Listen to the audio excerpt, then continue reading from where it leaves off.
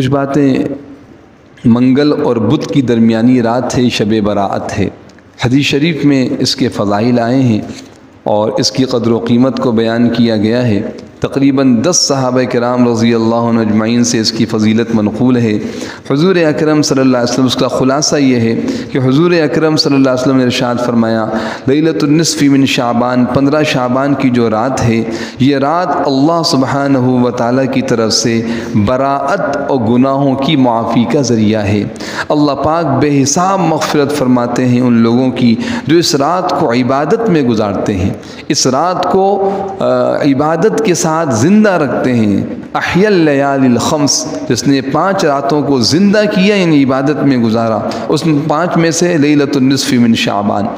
اور بنی کلب قبیلہ تھا جس کی بکریاں بہت زیادہ تھیں، آپ صلی اللہ علیہ وسلم نے فرمایا کہ بنی کلب کی بکریوں سے زیادہ، ان کے جسم پر جو بال ہیں اس سے زیادہ تعداد میں اللہ مغفرت فرماتے ہیں۔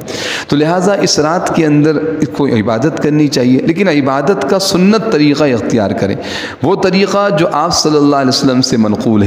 رات شروع ہوئی تو کوئی خاص انداز سے نفلیں پڑھنا، کوئی خاص انداز سے ذکر کرنا یا کوئی خاص صورتیں پڑھنا کسی حدیث میں آپ صلی اللہ علیہ وسلم نے بیان نہیں فرمایا، صحابہ کرام نے اس کو بیان نہیں فرمایا، اس پہ عمل نہیں کیا۔ تو معلوم یہ ہوا کہ اس رات کو ہمیں عبادت میں گزارنا ہے۔ عبادت کا طریقہ، سب سے پہلے ہم فرض نمازوں کا اہتمام کریں۔ مغرب، عشاء اور فجر، یہ 3 فرض نمازیں آئیں گی، تینوں مرد احباب مسجد میں جماعت ادا کریں۔ مستورات اس کا اہتمام فرمائیں کہ جیسے ہی اذان ہو جائے فوری نماز کی فکر میں لگ جائیں اور جتنا جلدی ہو سکے نماز ادا کریں۔ یہ عورتوں کی تکبیر اولیٰ ہے، اور یہ صرف شب برات کے لیے نہیں، ہمیشہ کے لیے ہے۔ البتہ مبارک رات ہے، اللہ کی رحمت آسمان دنیا پہ آ کے آواز لگا رہی ہے، تو لہٰذا ہمیں اس سے فائدہ اٹھانا چاہیے۔ مغرب سے عشاء کے بعد تک قرآن کریم کی تلاوت، اللہ کا ذکر، نفل نماز کا اہتمام۔ ایک حدیث میں آتا ہے آپ صلی اللہ علیہ وسلم سجدے میں پڑے ہوئے تھے 15 شعبان کی رات میں، اور کثرت سے استغفار کر رہے تھے، کثرت سے استغفار۔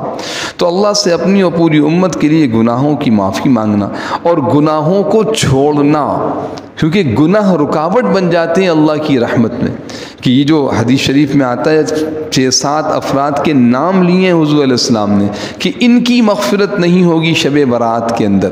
کن کی مغفرت نہیں ہوگی؟ کہا اللہ کے ساتھ شرک کرنے والا، والدین کا نافرمان، اپنے رشتہ داروں سے رشتہ ناتا توڑنے والا، مسلمانوں سے لوگوں سے کینہ اور بغض رکھنے والا، ان کی برائی دلوں میں رکھنے والا، ناحق کسی کو قتل کرنے والا، زنا کرنے والی عورت، اسی طرح پائنچے ٹخنوں سے نیچے لٹکانے والا، شراب اور نشہ کرنے والا، یہ سارے ایسے بڑے بڑے گناہ ہیں کہ جن کی وجہ سے آدمی اس مبارک رات میں اللہ کی رحمت سے محروم ہو جاتا ہے۔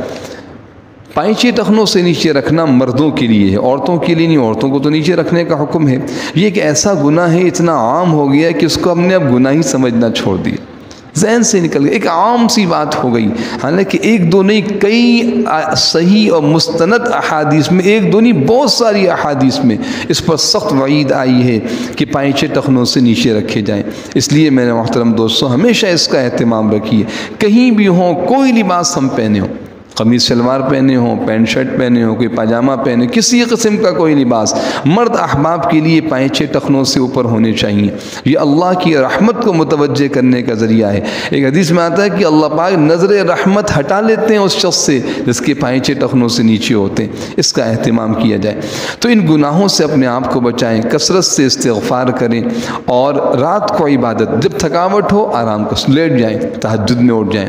تہجد کا وقت بڑا قیمتی وقت ہے، اس میں اللہ کا ذکر، تسبیحات، استغفار، درود شریف، تیسرا کلمہ لا الہ الا اللہ، کلمہ طیبہ، سبحان اللہ بحمدہ، سبحان اللہ العظیم، ان اذکار کا اہتمام کریں۔ پھر سب سے بڑا ذکر قرآن کریم کی تلاوت ہے، جتنا اطمینان کے ساتھ ٹھہر ٹھہر کے تجوید کے ساتھ تلاوت کریں۔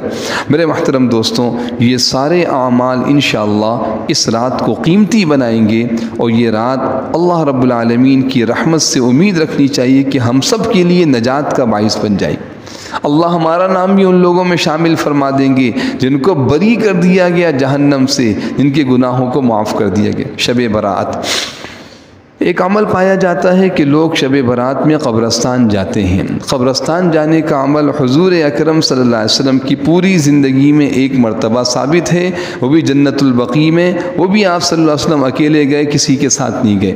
تو اس لیے یہ عمل نہ فرض ہے نہ واجب ہے، بلکہ مستحب کا درجہ رکھتا ہے، اور وہ بھی ایک آدھ مرتبہ۔ اگر ہر شب برات میں قبرستان جانا کوئی عظیم الشان عمل ہوتا تو آپ خود سوچئے کہ آپ صلی اللہ علیہ وسلم اس پہ عمل نہ کرتے، آپ کے صحابہ اس پہ عمل نہ کرتے۔ اگر عورتوں کے جانے میں کوئی قبرستان بڑے ثواب کی بات ہوتی تو سب سے پہلے تو ازواج مطہرات قبرستان میں ہوتی، آپ کی پاکیزہ بیٹیاں قبرستان میں ہوتی، اور اسی طرح صحابیات آگے بڑھتی جو دین کے ہر کام میں آگے بڑھتی تھیں۔ تو یاد رکھیے کہ قبرستان جانا 15 شعبان کی رات کو یہ کوئی مستقل سنت عمل نہیں ہے، لہٰذا اس سے اجتناب، خصوصاً اب جب بدعات عام ہو گئی ہیں، ہر قبرستان کے اندر چراغاں بھی ہو رہا ہے اور مخلوط محفلیں بھی ہو رہی ہیں، اور خوب یعنی عشاء کی نماز پڑھے نہ پڑھیں، فجر ادا ہو یا نہ ہو، قبرستان جانا ضروری، تو اس سے بچنا چاہیے۔ عورتیں تو بالکل نہ جائیں، مرد احباب بھی نہ جائیں، الا یہ کہ کوئی ایسا قبرستان ہو جہاں بالکل تنہائی ہو اور زیادہ کوئی بدعات نہ ہوں، کبھی زندگی میں ایک آدھ مرتبہ چلے جائیں تو اس کی گنجائش۔ اس کے علاوہ جو دیگر خرافات ہیں وہ تو کوئی بھی مسلمان اس کو دین کا حصہ نہیں سمجھتا، لیکن جب بدعات غالب آ جاتی ہیں تو ہم بھی اس کو دین سمجھنے لگتے ہیں۔ اب حلوہ پکایا جا رہا ہے اور مختلف چیزیں پکڑی، بیچاری خواتین اسی میں لگی ہوئی ہیں، نماز چھوٹ گئی تو چلو نماز تو پھر پڑھ لیں گے، لیکن شب رات کا حلوہ کون بنائے گا؟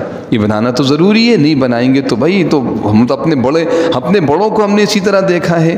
تو میں بار بار عرض کرتا ہوں کہ ہمارے بڑے حضور اکرم صلی اللہ علیہ وسلم، ہمارے بڑے صحابہ کرام ہیں، ہم ان کو دیکھیں کہ انہوں نے دین کے کس بات پہ عمل کیا ہے۔ لہٰذا یہ بالکل خرافات ہیں، اس سے اپنے آپ کو بچائیں۔ بعض اوقات ہمارے یہاں آتش بازی الحمدللہ پہلے سے کم ہو گئی، لیکن پھر بھی ہوتی ہے، بچے ضد کرتے ہیں، ان بچوں کو سمجھائیں یہ مسلمان کے بچے ہیں، مسلمان ہیں، مسلمانوں کی اولاد ہے، یہ کیسے غیر مسلموں والے کام کر سکتی ہے، کیسے ہم اسراف اور اللہ کی ناراضگی میں اپنا 1 روپیہ خرچ کر سکتے ہیں، ہرگز نہیں۔ لہٰذا اس سے بھی اپنے آپ کو بچائیں۔ اگلے دن کا روزہ ہے، وہ روزہ رکھنا احادیث نبویہ میں صرف 15 شعبان کے روزے کی کوئی خاص فضیلت نہیں۔ ہاں شعبان کے مہینے میں حضور علیہ السلام نے کثرت سے روزے رکھے ہیں، تو اس میں اگر شعبان کے مہینے کے اعتبار سے 2 3 4 روزے رکھ لیے جائیں تو گنجائش ہے، ورنہ یہ سمجھنا کہ نہیں صرف 15 شعبان کے روزے کی خاص فضیلت ہے، درست نہیں۔ آخری بات میرے محترم دوستوں، یہ شب برات اس لیے عطا کی گئی کہ در حقیقت رمضان کا مہینہ آ رہا ہے، رمضان کی تیاری، اس کے لیے پاکی صفائی، اس کا اہتمام کہ گناہوں کی معافی مانگ لیں، اپنے سارے کاموں کو سمیٹ لیں۔ خاص مہینہ آ رہا ہے جس میں اللہ کی طرف سے خاص انعام و اعزاز و اکرام ہے۔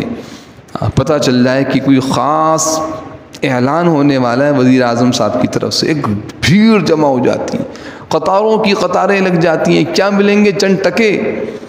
یہ رب العالمین کی طرف سے اعلان ہو رہا ہے کہ دیکھو بھائی آ جاؤ، ہماری رحمت متوجہ، ہم نے جہنم کے دروازے بند کر دیے، جنت کے سارے دروازے کھول دیے، دن رات ہماری رحمت برس رہی ہے۔ یہ رمضان کا مہینہ ہے، اس کے ہر عمل کی قیمت بڑھ چکی ہے۔ اگر تم نفل عبادت کرو، کوئی بھی نفل، مال خرچ کرو، نفل نماز پڑھو، نفل ذکر کرو، اس کا ثواب فرض کے برابر ملے گا۔ تم فرض ادا کرو، اس کا ثواب 70 کے برابر ملے گا۔ تم 1 روپیہ خرچ کرو نفلی تو اس کا ثواب فرض زکوٰۃ کے برابر ملے گا۔ تم زکوٰۃ ادا کرو تو 70 گنا اس کا ثواب ملے گا۔ اللہ اکبر۔ تم یہاں مال خرچ کرو، ہم تمہارے مال میں برکت دیں گے، تمہارے دن کی روزے کو اپنے قرب کا ذریعہ بنائیں گے، تقوی کا، طہارت کا ذریعہ، اور رات کی عبادت کو ہم تمہارے لیے دنیا آخرت کی نجات کا ذریعہ بنائیں گے۔ اس رمضان کی تیاری کے لیے شب برات ہے۔ جب یہ عنوان سمجھ میں آئے گا پھر ہم عبادات میں لگیں گے، خرافات سے بچیں گے، کہ اصل عنوان یہ ہے کہ شب برات تیاری ہے رمضان کی، شعبان کے روزے تیاری ہے رمضان کی۔ پیارے پیغمبر صلی اللہ علیہ وسلم کثرت سے شعبان میں روزے رکھ رہے ہیں، کیوں؟ رمضان آ رہا ہے۔ تو رمضان کے استقبال کے لیے مرد احباب بھی اس کا اہتمام کریں، مستورات بھی، ہم اپنے جو کام ابھی سمیٹ سکتے ہیں وہ سمیٹ لیں تاکہ رمضان آئے اور ہمارا زیادہ سے زیادہ وقت یکسوئی کے ساتھ عبادت میں لگ جائے۔ کتنے لوگ ہیں روزہ نہیں رکھتے، کیوں بھائی کیا کریں، ہمارے پاس فلاں کام، اپنے کاموں کو مختصر کر دیجئے، اپنی ذمہ داریوں کو سمیٹ لیجئے اور رمضان کا استقبال کیجئے اور رمضان کی عبادات کو اہتمام سے ادا کیجئے۔ سب نیت کرتے ہیں انشاءاللہ، اللہ پاک ہم سب کو عمل کی توفیق عطا فرمائے۔